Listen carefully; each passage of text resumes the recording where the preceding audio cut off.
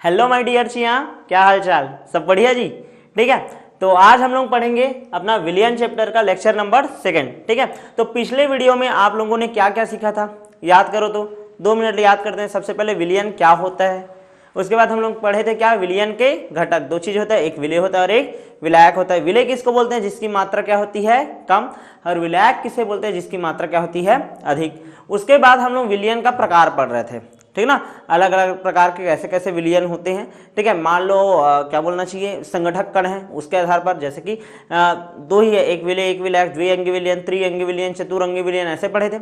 उसके बाद हम लोग अवयवों की मात्रा के आधार पर, सांद्रता के आधार पर पढ़े थे। किसके आधार पर पढ़े थे?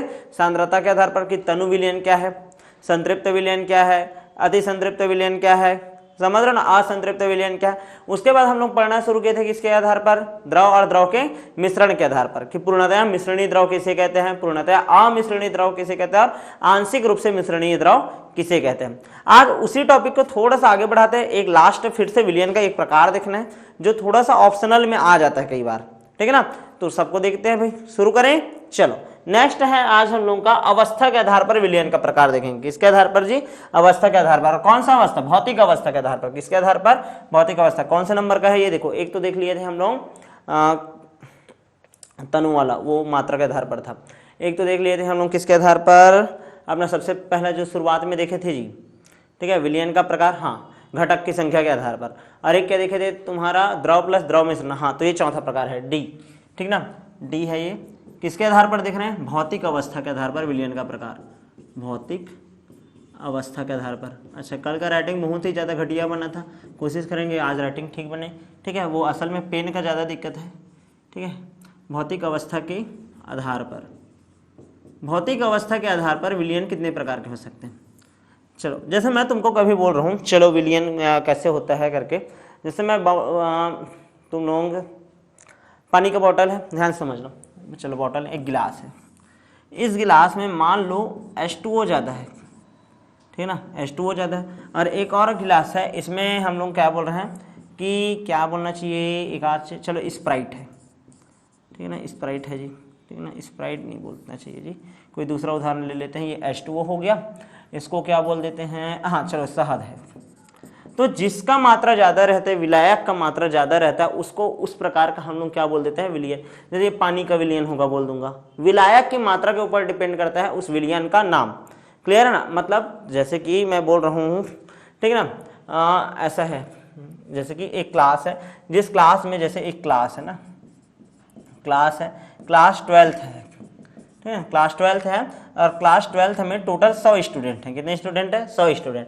100 स्टूडेंट में बॉयज़ की संख्या है, ध्यान से समझने का कोशिश करना, बॉयज़ का संख्या है आपका कितना है? 55। और गर्ल्स का जो संख्या है, ध्यान से समझना, गर्ल्स का संख्या है कितना, ठीक है ना, ये कर देते हैं, गर्ल्स का जो संख्या है वो है आपका 45। दोनों को बराबर बराबर 2 सेक्शन में डिवाइड करना है। ए सेक्शन है गर्ल्स लोगों का, 45 लोग हैं, और बॉयज़ लोगों का सेक्शन है क्या? बी, 55 लोग हैं, लेकिन बराबर करना है, तो यहाँ से 5 इधर ले जाएंगे और इधर से हो जाएगा क्या, वो माइनस हो जाएगा, तो यहाँ भी 50 का संख्या बन गया, यहाँ भी किसका संख्या बन गया? 50 का संख्या बन गया। क्लियर है। लेकिन हाँ, जब मेन सेक्शन बोलेंगे कभी भी पूछूंगा, हाँ ये सेक्शन कौन सा सेक्शन है? गर्ल्स वाला सेक्शन है, ऐसा करके बोलोगे, लेकिन यहाँ तो बॉयज लोग भी उपस्थित है ना। क्लियर, मतलब मैं क्या बोलना चाह रहा हूँ, ध्यान से समझो, कि जिसका संख्या ज़्यादा रहता है ना उसको महत्व देते हैं। जैसे तुम लोग अपने गाँव में देखे होगे, हाँ ये एक मोहल्ला है, हाँ तो वहाँ साहू लोग ज़्यादा रहता है, हाँ ये साहू पारा है, लेकिन जरूरी है क्या वो साहू लोग रहते हैं? वहाँ एक घर का लोहार भी हो सकता है भाई, ठीक है ना, वहाँ चंद्राकर भी हो सकता है भाई, समझ लो। लेकिन जिसकी संख्या ज़्यादा है, हाँ वो इलाका, वो बहुल प्रदेश है, ऐसा बहुल इलाका है, ऐसा करके चलते हैं। तो मैं कहना क्या चाह रहा हूँ, जैसे कि मैं विलियन बना रहा हूँ, तो विलियन में जो विलायक रहते हैं ना, उसके आधार पर नाम का डिसीजन होता है। क्लियर है। जैसे कि विलायक क्या है तुम्हारा? गैस है, ठीक है ना, जैसे कि इसका 3 प्रकार होता है। कितने प्रकार होते हैं? 3 प्रकार होते हैं, ठीक है ना। जैसे कि मैं बोल रहा हूँ गैस है विलायक, तो गैसीय विलियन बोलूँगा। विलायक की बात कर रहा हूँ, विलायक का, ठीक है ना। मान लो तुम्हारा ठोस है विलायक, तो ठोस विलियन बोलूँगा। और मान लो विलायक क्या है आपका? गैस है, तो क्या बोलूँगा? गैसीय विलियन बोलूँगा। गैसीय विलियन, सॉरी क्या है? द्रव है, तो द्रव विलियन बोलूँगा। ठोस, द्रव और गैस 3 अवस्था होता है ना। ध्यान से देखो क्या बोलना चाह रहा हूँ मैं, ध्यान से समझना। यदि विलायक यदि विलायक क्या हो, विलायक क्या हो, गैस हो, तथा विलेय चाहे ठोस हो चाहे द्रव हो या हो क्या हो, गैस हो, ठीक है ना। हमको कोई मतलब नहीं, विलेय चाहे ठोस हो चाहे द्रव हो चाहे गैस हो, किसका मात्रा ज्यादा रहता है हमेशा, विलायक का। यदि विलायक गैस है तो ये जो विलयन रहेगा कैसा विलयन कहलाएगा, गैसीय विलयन कहलाएगा। क्या कहलाएगा, गैसीय विलयन। मैं क्या बोल रहा हूँ, जिसका मात्रा ज्यादा रहता है उसके आधार पर नाम है ना। यदि विलायक गैस है तो गैसीय विलयन, यदि विलायक क्या हो जाए जी, चलो बताओ, तो ठोस हो जाए। यदि विलायक ठोस हो तथा विलेय क्या हो, तथा विलेय क्या हो, ठोस हो या द्रव हो या क्या हो, गैस हो, तो ऐसा विलयन क्या कहलाएगा, तो ऐसा विलयन, ठीक है, ठोस विलयन कहलाएगा। सॉरी, क्या कहलाएगा, ठोस विलयन कहलाएगा, ठोस विलयन कहलाता है। समझ आ रहा है कि नहीं यहाँ तक, ठीक है ना। अच्छा देख लो भाई थोड़ा सा इसका, ठीक है। अब उसके बाद देखो, तो इसको भी ऐसे लिख सकते हैं ना, द्रव हो तो ऐसा, ठीक है ना, ऐसा विलयन, ठीक है, गैसीय, सॉरी हाँ, गैसीय विलयन कहलाता है, गैसीय विलयन कहलाता है, ठीक है। अच्छा तीसरा देखो तो द्रव विलयन, ठीक है। क्या लिखोगे इसमें, सेम टू सेम है ना, वही लाइन लिखना है, बस विलायक क्या करना है, द्रव।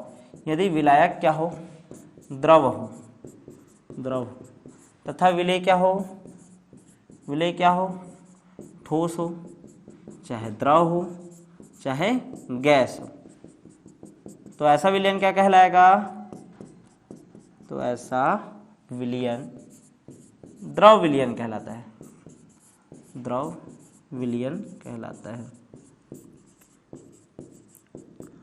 समझ रहे हो कि नहीं, मतलब विलयन कितने प्रकार के हो सकते हैं, भौतिक अवस्था के आधार पर 3 प्रकार के हो सकते हैं।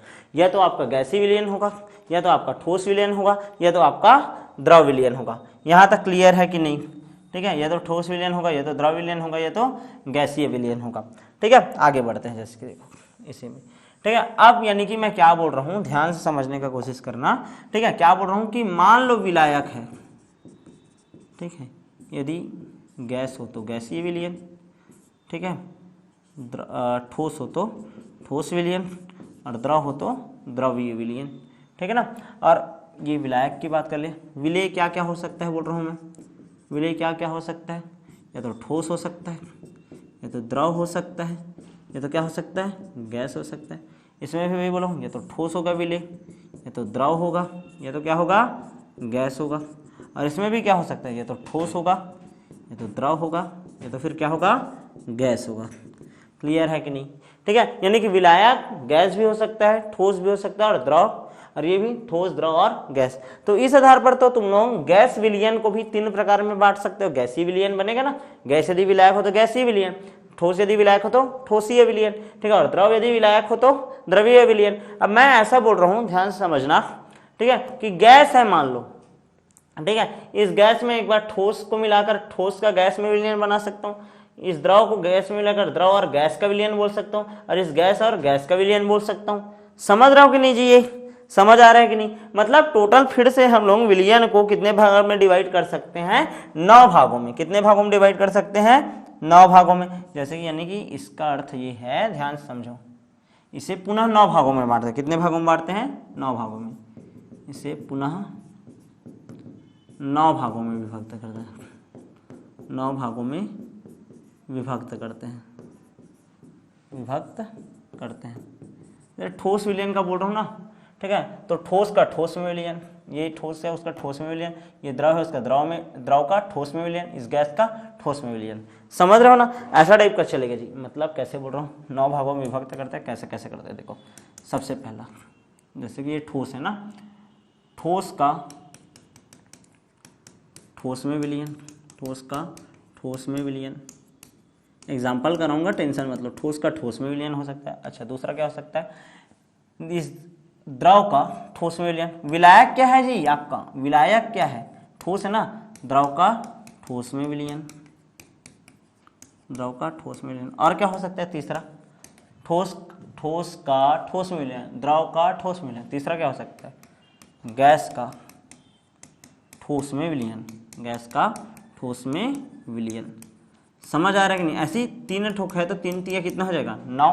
कितने प्रकार का विलयन बन जाएगा जी, 9 प्रकार का। यहाँ तक समझ आ रहा है कि नहीं? जैसे कि ठोस का ठोस में विलयन, जैसे जिंक ले लिया और किसको ले लिया, कॉपर को ले लिया, दोनों को मिलाकर क्या बन गया, पीतल। ठीक है ना? तो पीतल का बनना किस विलयन का उदाहरण है, ठोस का ठोस में विलयन का उदाहरण। अच्छा, ठोस का द्रव में विलयन, देखो द्रव का ठोस में विलयन, द्रव का ठोस में विलयन, जैसे कि आपका नमक है, नमी आ जाए NaCl+H2, ये वाला कहानी है।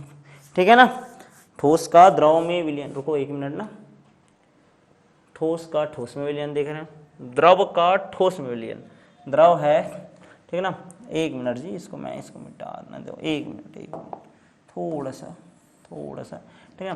द्रव है उसका ठोस में विलयन बनाना है। ठीक है, ठोस की मात्रा क्या होनी चाहिए, अधिक। ठोस की मात्रा क्या होनी चाहिए जी, अधिक। ठीक है, तो द्रव का ठोस में विलयन क्या हो सकता है, देखो ठोस की मात्रा अधिक होना चाहिए। गूथा हुआ आटा होता है आपका, गूथा हुआ आटा,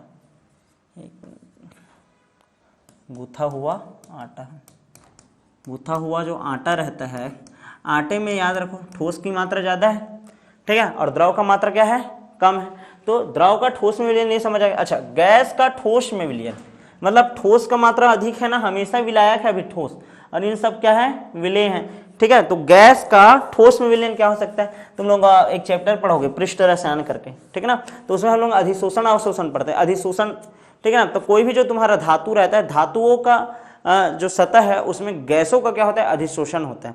जैसे मैं एक उदाहरण दे रहा हूँ, पैलेडियम है, ठीक है, पैलेडियम धातु का या पैलेडियम धातु द्वारा H2 का अधिशोषण, H2 का, थोड़ा सा ज़्यादा हो जाता है, H2 का अधिशोषण, थोड़ा ज़्यादा ही पतला हो गया, H2 का अधिशोषण।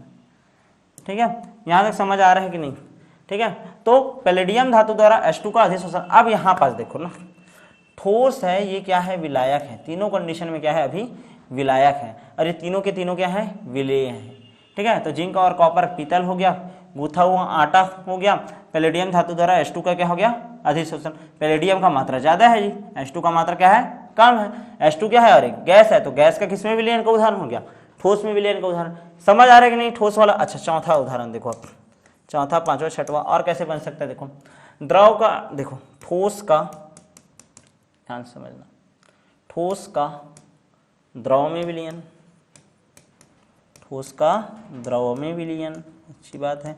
और क्या हो सकता है, द्रव का द्रव में विलयन, बच्चा बच्चा जानता है। और क्या हो सकता है, गैस का द्रव में विलयन, गैस का द्रव में विलयन, गैस का द्रव में विलयन। क्लियर है कि नहीं? 3 प्रकार से बन सकता है। देखो, ठोस का द्रव में विलयन, यहाँ पास द्रव है, ये द्रव क्या है, विलायक है, और ये सभी क्या है, विलेय हैं। तो ठोस का द्रव में विलयन शक्कर प्लस पानी जी, शक्कर प्लस पानी। अच्छा, दूसरा देख लो, द्रव का द्रव जल प्लस एल्कोहल कर सकते हो, इस प्रकार का उदाहरण हो सकता है, जल प्लस एल्कोहल। अच्छा, गैस का द्रव में विलयन, देखो किसका, गैस का द्रव में विलयन, स्प्राइट पीते हो, सोडा वाटर वगैरह, ठीक है, तो ये सब उदाहरण आ जाता है। ठीक है, तो जो द्रव है, ठीक है ना, द्रव में क्या घुला हुआ है आपका, गैस, तो गैस का द्रव में विलयन का उदाहरण क्या हो सकता है, आपका स्प्राइट है, सोडा वाटर है, ये सब आ जाएगा। क्लियर है? ठीक है, स्प्राइट आ जाता है, थम्स अप आ जाता है, माउंटेन ड्यू है, जो करना है पी लेना। ठीक है, आगे बढ़ते हैं अब। ठीक है, थोड़ा सा आगे बढ़ते हैं। अच्छा, 6 प्रकार हो गए ना। अब कौन सा वाला बचा है, विलायक के रूप में। देखो, एक बार विलायक ठोस ले लिए, एक बार विलायक क्या ले लिया, अब द्रव ले लिए हैं, क्या ले लिए हैं, द्रव ले लिया। अब विलायक के रूप में किसका बारी आएगा, गैस का। ठीक है ना, तो ठोस का गैस में विलयन देखोगे, एक बार ठोस का गैस में विलयन देखोगे। और क्या देख सकते हो जी, 8वां बताओ तो, ठोस का गैस में विलयन देख डाले, ठोस हो गया। द्रव का गैस में विलयन देखो, द्रव का गैस में विलयन, ये कहानी हो सकता है।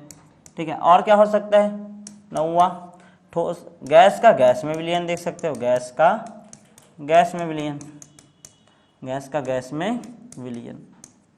ठीक है।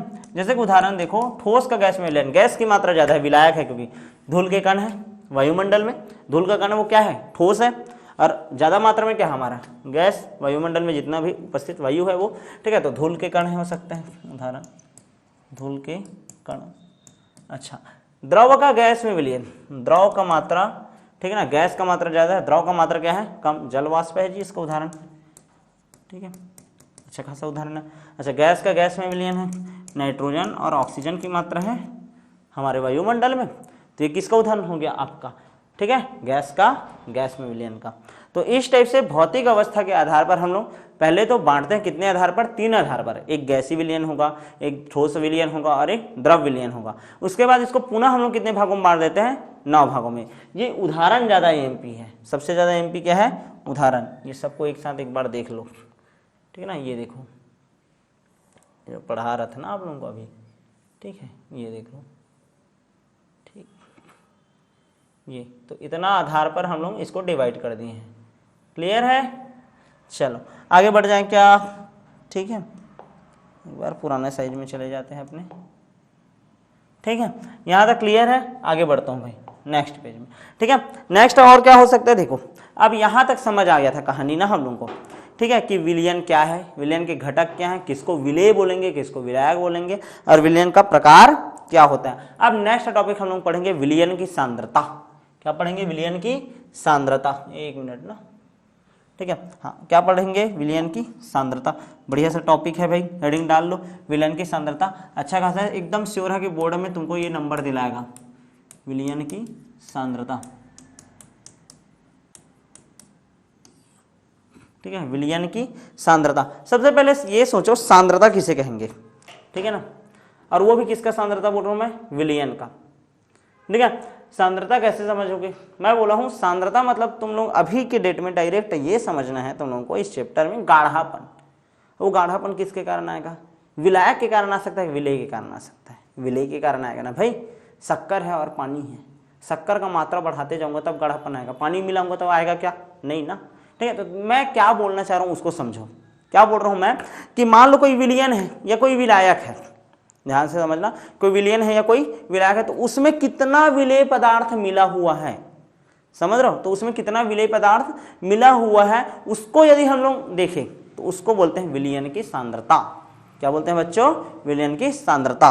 क्लियर है कि नहीं। तो मैं क्या बोल रहा हूं, विलयन की सांद्रता किसे कहते हैं, किसी विलयन या विलायक में उपस्थित लिखना है, ठीक है ना। चलो तो लिखना शुरू करो, एक मिनट देखते हैं भाई, पेन ले लेते हैं, अच्छा सा कलर, कौन सा कलर में लिखा, येलो कलर में लिख कर देखता हूँ कैसा लिखाते हैं, ठीक है। तो किसी विलयन या विलायक में उपस्थित विलेय पदार्थ की मात्रा को, विलेय पदार्थ की मात्रा को ही, ठीक है ना। कोई विलयन है या तो कोई विलायक है, ठीक है ना, कोई विलयन है या तो फिर कोई विलायक है, तो उसमें कितना विलेय पदार्थ मिला हुआ है, कितना घुला हुआ है, उसकी मात्रा को यदि हम लोग देख रहे हैं तो उसी को ही हम लोग क्या बोलते हैं, विलयन की सांद्रता। किसी विलयन या विलायक में उपस्थित विलेय पदार्थ की मात्रा को ही उस विलयन की सांद्रता कहते हैं, सांद्रता कहते हैं।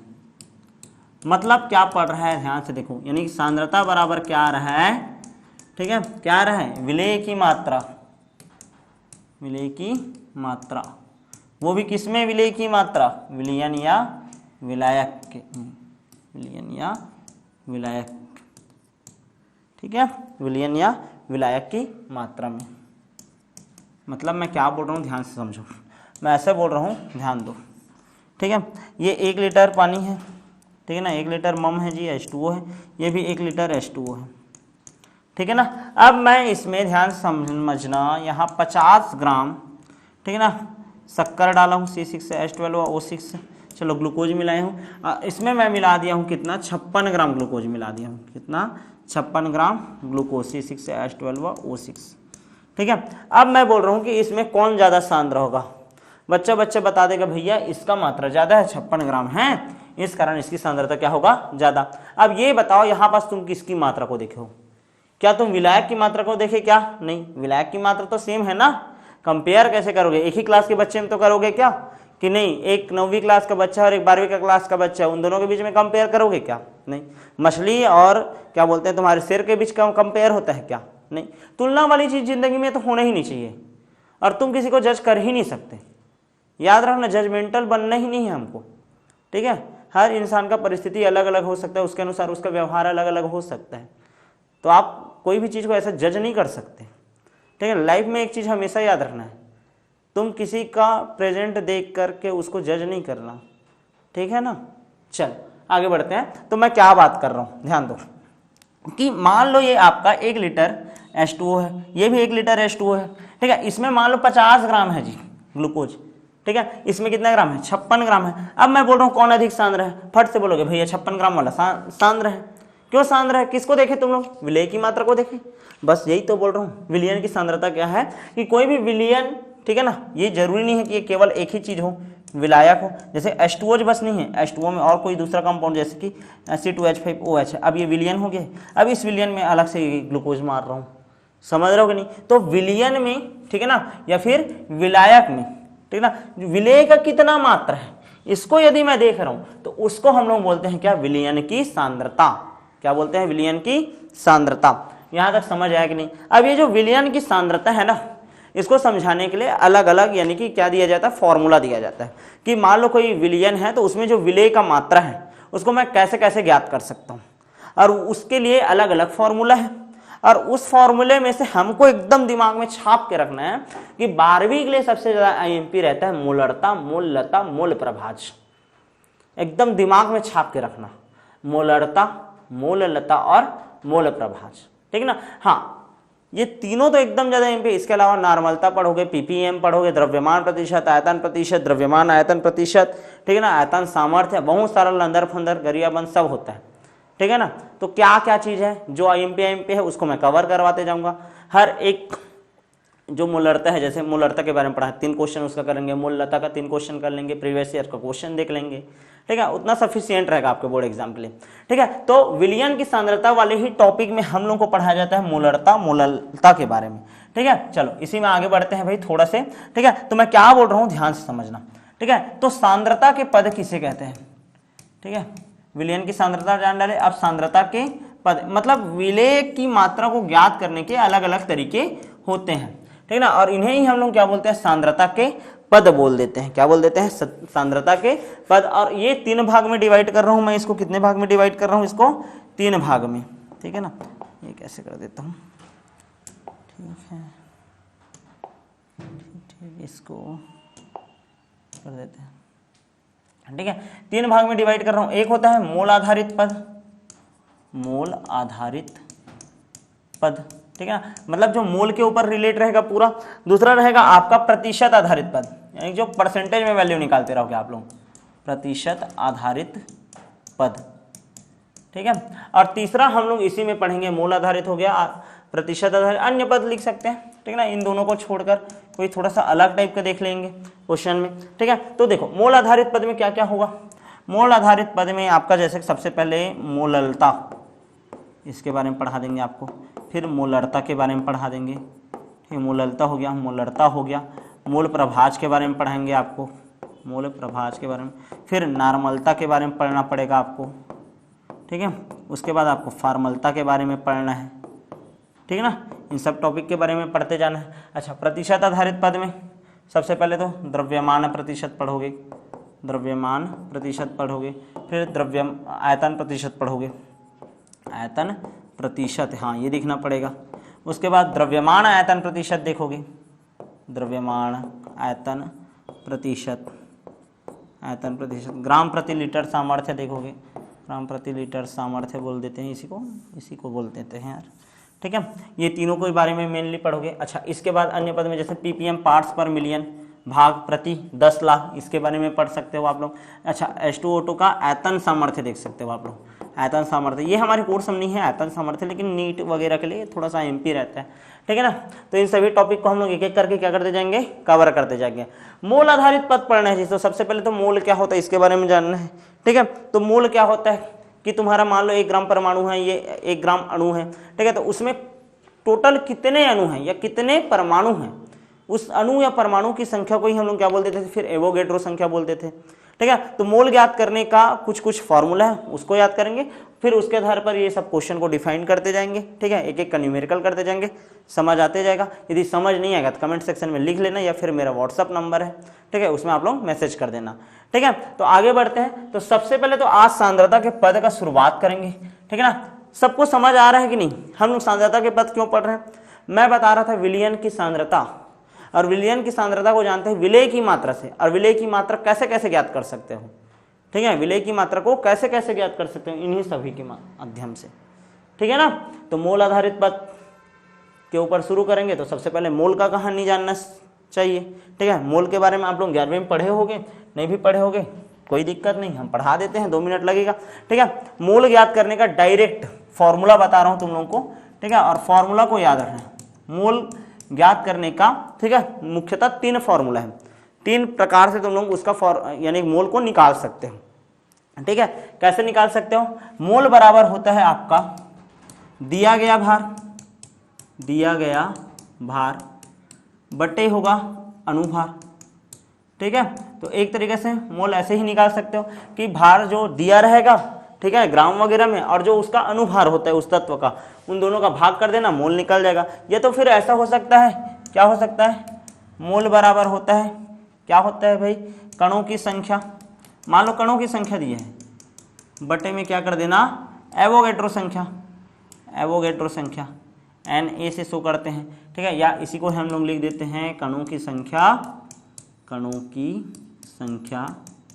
बटे 6.022 गुणित 10 का घात 23 ऐसे करके। अच्छा, और मोल का एक और फॉर्मूला होता है, मोल बराबर क्या होता है, ठीक है, अलग अलग यानी कि क्वेश्चन के आधार पर हम लोग को डिसाइड करना पड़ता है कौन सा फॉर्मूला लगाएंगे, ठीक है। मैं तीनों फॉर्मूला बता रहा हूँ। मोल बराबर क्या होता है, एक गैस का आयतन बटे 22.4, ठीक ना, और ये वाला कंडीशन एसटीपी पर लागू होता है, स्टैंडर्ड टेम्परेचर एंड प्रेशर पर। हमारे इस चैप्टर में ज़्यादातर ये वाला पोर्शन आएगा नहीं, ठीक है। हम लोग का तो जितना क्वेश्चन रहेगा दिया गया भार बटे अनुभार या फिर कणों की संख्या वाले से कंप्लीट हो जाएगा। मतलब ये तीनों फॉर्मूला है ना, उसको एक साथ मैं कैसे लिख सकता हूँ। मोल बराबर क्या लिख सकते हो तुम लोग, ध्यान से देखो, मोल बराबर क्या लिख सकते हो, ठीक है, मोल बराबर क्या लिख सकते हो, ठीक है, लिखते हैं भाई, ठीक है। मोल बराबर क्या लिख सकते हो, दिया गया भार, ठीक है, बटे अनुभार, या तो इसको लिख दो, या तो फिर क्या हो सकता है बराबर में कणों की संख्या,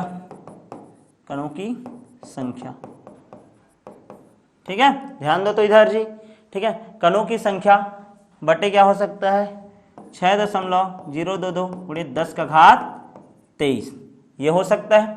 अच्छा, या तो फिर ये हो सकता है कि मोल बराबर, ठीक है ना, गैस का आयतन बटे 22.4, क्लियर है, ये हो सकता है।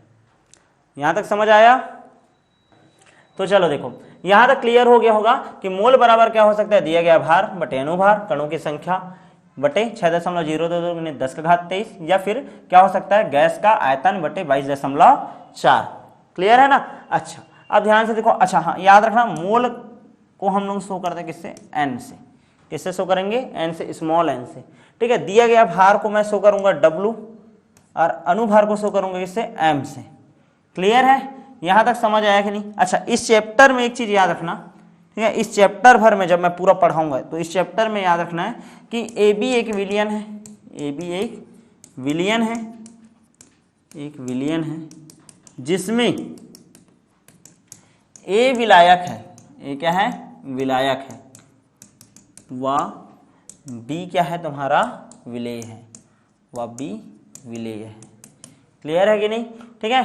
तो याद रखना कि ए बी एक विलयन है, तो जहां ए क्या है आपका विलायक और बी क्या है आपका विलेय है, क्या है, विलेय है, क्लियर है कि नहीं, ठीक है। यहां तक समझ आ जाना चाहिए भाई। तो उस हिसाब से दिया गया भार, ठीक है ना, डब्लू बी विलेय का देखते हैं बटे एम बी, ऐसे करके लिखूंगा एन, ठीक है। विलेय का जब भी मोल निकालना रहेगा तो इस तरीके से निकालेंगे, WB/MB करके याद रखना, सबसे ज्यादा यूज होने वाला यही फॉर्मूला रहेगा। क्लियर है। तो मोल क्या होता है समझ आया कि नहीं? मोल बराबर दिया गया भार बटे अनुभार करना, या तो फिर मोल बराबर कणों की संख्या बटे 6.022 10 का घात 23, या फिर मोल बराबर गैस का आयतन बटे 22.4। तीनों को समाहित करके भी लिख सकते हैं। इन दोनों को देखो, कभी जरूरत पड़ा तो ये वाला फॉर्मूला यूज हो सकता है, कभी ये दोनों को दिया है, ध्यान से सुनना, इसको पूछ रहा है तो ये दोनों फॉर्मूला यूज हो सकता है। इन दोनों में भी रिलेशन देख सकते हो, समझ रहे हो कि नहीं? वो तुम अपने परिस्थिति अनुसार क्वेश्चन करोगे, उसमें क्या डिमांड है उसके आधार पर फॉर्मूला लगाओगे। मैं तीनों को एक जगह लिख दिया हूं। यहां तक समझ आ गया है कि नहीं? आगे बढ़ जाऊं क्या? चलो आगे बढ़ते हैं। ठीक है, जैसे इसी में से एक क्वेश्चन देखते हैं। रुको, क्वेश्चन में लिखा था जी, हाँ चलो देखो, 18 ग्राम H2O में निम्न की गणना कीजिए। क्वेश्चन बोल रहा है 18 ग्राम H2O है, उसमें क्या क्या गणना करना है? सबसे पहले मोल ज्ञात करना है, मतलब N ज्ञात करना है। दूसरा कणों की संख्या ज्ञात करना है, ठीक है, फॉर्मूला में था। और तीसरा देखना है परमाणुकता। परमाणुकता क्या होता है कि कोई अणु है उसमें टोटल कितने परमाणु हैं। H2O है, 2 हाइड्रोजन है, 1 ऑक्सीजन है, 3 हो जाएगा। परमाणुकता कितना इसका? 3। पहला क्वेश्चन तो यहीं पास खत्म। चूंकि देखो मोल बराबर क्या होता है? दिया गया भार बटे अनुभार, WB/MB, ठीक है ना। दिया गया भार कितना है? चूंकि दिया गया भार कितना भार बोला है H2O का जी? 18 ग्राम है। दिया गया भार कितना है आपका? 18 ग्राम है, ठीक है ना। और H2O का आणविक भार निकालो। H2O का आणविक भार निकालना मेरे ख्याल से सबको आता होगा, 12वीं क्लास में पहुंच गया हो। कैसे निकालते हैं? हाइड्रोजन है, ठीक है, हाइड्रोजन का अनुभार कितना होता है? 1। ऑक्सीजन का अनुभार कितना होता है? 16, ठीक है। फॉर्मूला में रखो, हाइड्रोजन है 1 आता है ना, कितना है? 2, 1 धन 2। और ये कितना है? ऑक्सीजन का कितना है? 16, तो कितना आ जाएगा? 18।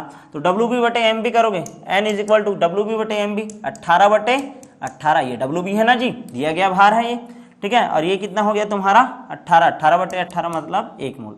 तो मोल बराबर आ गया कितना आपका? 1 आ गया।